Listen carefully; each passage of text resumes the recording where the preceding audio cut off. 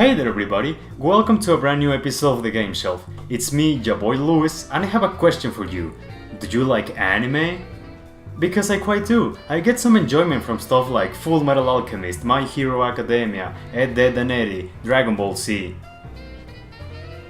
Little Witch Academia, among other animes. Between those other animes, you will find a very special one called Jojo's Bizarre Adventure. Are you guys familiar with the Jojo series? Well, even if you are, I'll give you a quick story check. Jojo's Bizarre Adventure is a manga series written and drawn by Hirohiko Araki, first published in 1987. The manga is currently split into 8 different parts. Part 7 is my favorite, I love it so much.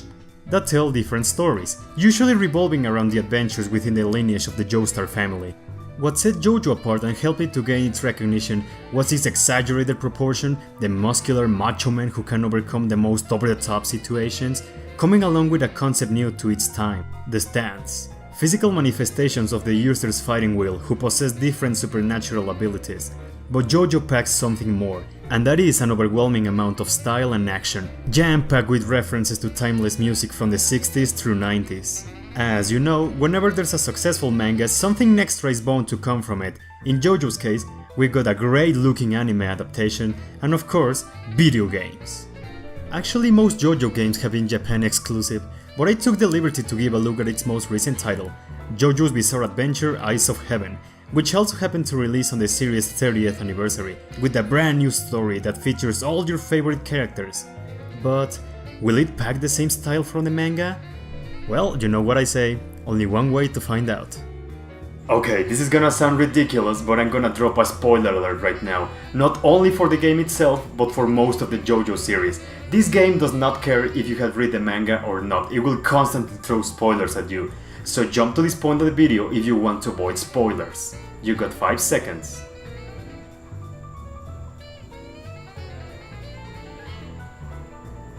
Are you ready? Okay, let's go! Jojo no 奇妙な冒険 Eyes of Heaven.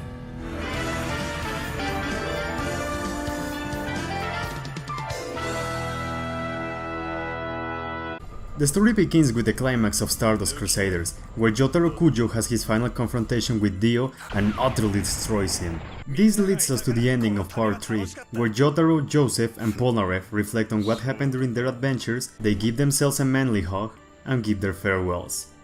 However, our happy ending gets interrupted by... Speedwagon from Phantom Blood? Okay then. Polnareff quickly returns to the heroes to inform them that he was attacked before the takeoff. The group finds out the perpetrators are the supposedly deceased Abdul and Iggy, who claim they were sent by the Noble One, and start attacking their former allies. The Crusaders manage to defeat their hostile friends, but they still manage to escape nonetheless. The Crusaders are subsequently attacked by the also supposedly deceased Kakyoin and Endul. After another beating, Endul manages to escape, leaving Kakyoin behind.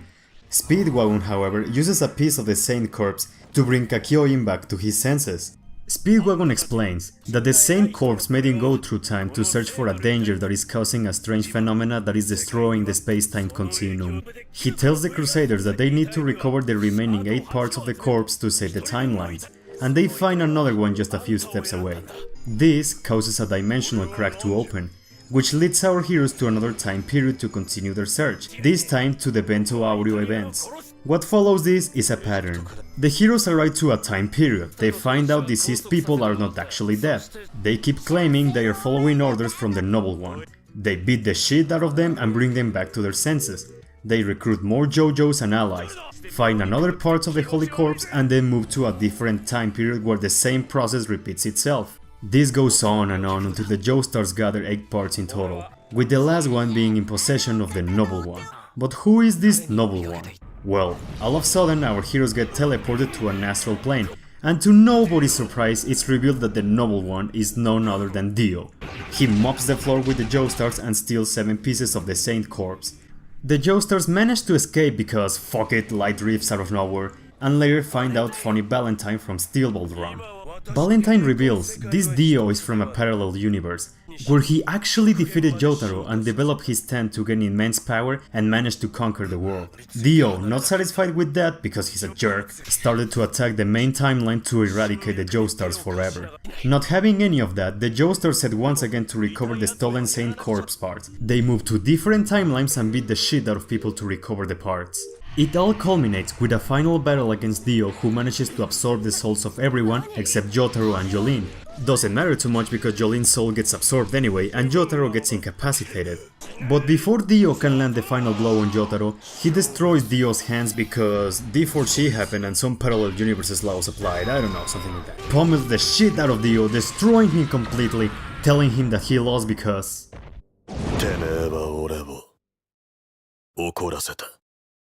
In the end, the heroes go back to their respective timelines. Jotaro finds out his allies are recovering on the hospital. We are then shown that the entire Jojo universe has been rewritten so that literally not a single ally died, and everything worked in favors of the heroes, and the game ends. What can I say? Oh dude, if I have to make a comparison, this story is a mediocre fanfiction of a guy who simply couldn't get over character deaths. There's no impact in the execution, and it fails to deliver the over-the-top qualities that makes the series captivating. When you deal with something like time travel and alternate dimensions, it's very easy to fuck up, and this story causes a lot of inconsistencies, especially in its ending. Being honest, the only thing you should be looking for is to see character interaction. I like to see Valentine have his own agenda while still sticking to his ideals. It reminded me why he's my favorite villain in the series, and I won't deny that it had moments that had me like, oh my god, my two favorite JoJos are working together, that's amazing! But that's really the best you can get out of this. There are times in which it tries to do something different, but it does nothing to alleviate the monotony of the story. There are RPG elements, that's something. There are hub worlds too, but they serve no real purpose. I don't know man, I don't know what else to say, let's just move to the gameplay. The game works as a 3D arena fighter. You can roam freely throughout dynamic environments, punching and kicking the hell out of your opponents, but you can also interact with your surroundings to see what shenanigans you might come across. Gimmicks, hazards, weapons, that kind of stuff. You won't be doing this alone. Eyes of Heaven works strictly on 2-on-2 combat. You pick your character and a partner, and get ready to face off against whatever opponent the game puts against you. With a roster of over 50 available fighters, Eyes of Heaven offers an incredible variety of punches and possibilities. Combos in this game are like any anime arena fighter, and that's being extremely simple. You can get away by just mashing the normal attack button, which you can chain into a special attack. As long as your partner is still alive and you feel a special bar, you can perform a dual hit attack, which deals a lot of damage. It involves your character doing an extremely flashy move, reminiscent of major events in the manga. But with the right combination of characters, you can perform an even flashier move that delivers the true style of the JoJo series, and this is something any fan cannot resist to love.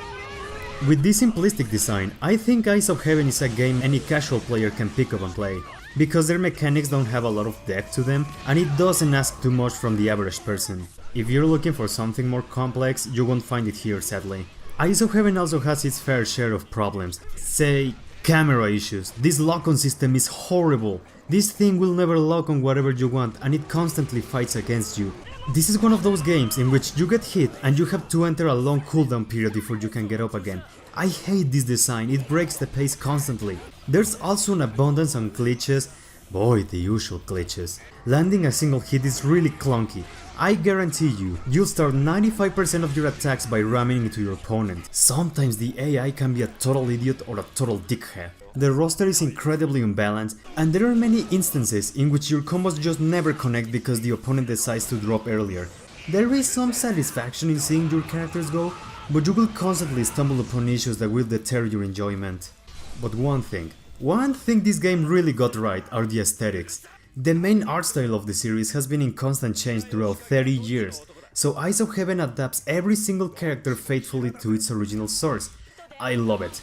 They are so sharp and vibrant and have that flamboyant spirit with them at all times, along with a great cast of Japanese voice actors that bring the best of a character's personality.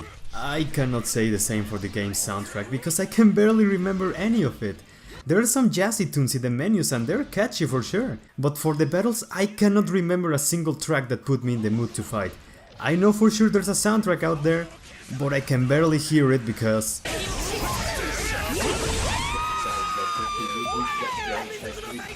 Could you lower the volume a little bit? Thank you.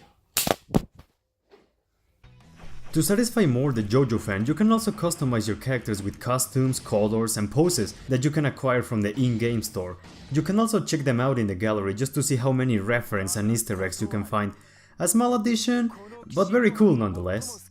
With all that said, I think ISO Heaven is an extremely mediocre fighting game. The depth of this game comes from the wide variety in its unbalanced roster rather than the mechanics. The story is a bad fanfiction that just drags on, following a monotonous pattern that just lacks any sort of impact. There is one thing this game does flawlessly, and that's capturing the essence of the series with style. And this game has lots of it. I'm very positive. The most dedicated fan will get the most enjoyment out of this, because of the grand amount of fan service. Be very aware of one thing though, this game really expects you to be on point with the series, as it doesn't hold any punches when it comes to spoilers. I cannot recommend this to the average person. This game is specifically designed for dedicated Jojo fans, and even so, I'll advise you to approach carefully. This game is not worth $60 folks, and if you really wanna satisfy your Jojo needs, just wait for a price drop. It's not the worst out there, but I think your money and time are better spent in other place. You know, when I was younger I used to play a lot of Dragon Ball and Naruto fighting games with my friends. Anime fighting games have a reputation for being okay and nothing else, but I used to spend entire Fridays playing it with my friend. That's it! Maybe I can get more from this game if I play it with my friends. Oh, I won't waste any time, it's time to go.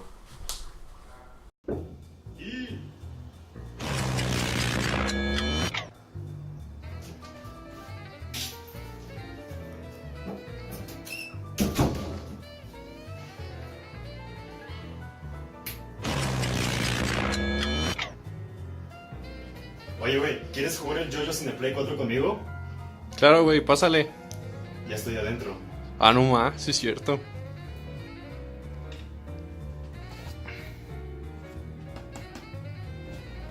¿Listo, güey?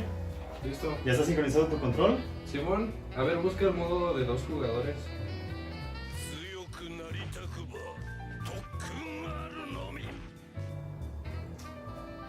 Qué raro.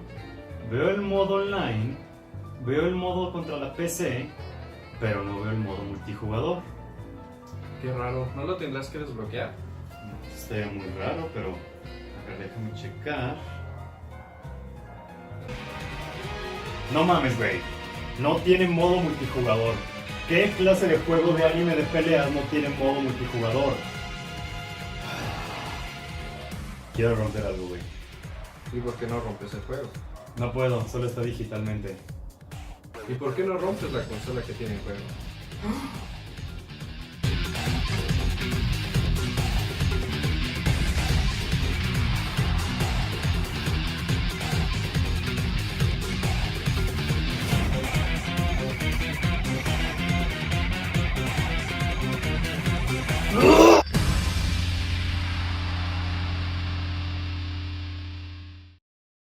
Hey everyone, thank you so much for joining in this new episode, I really mean it. Remember that if you want to keep supporting the channel, you can always like the video, subscribe to the channel or recommend it to someone who loves video games. And remember that I wish you an excellent day today and tomorrow, and take care.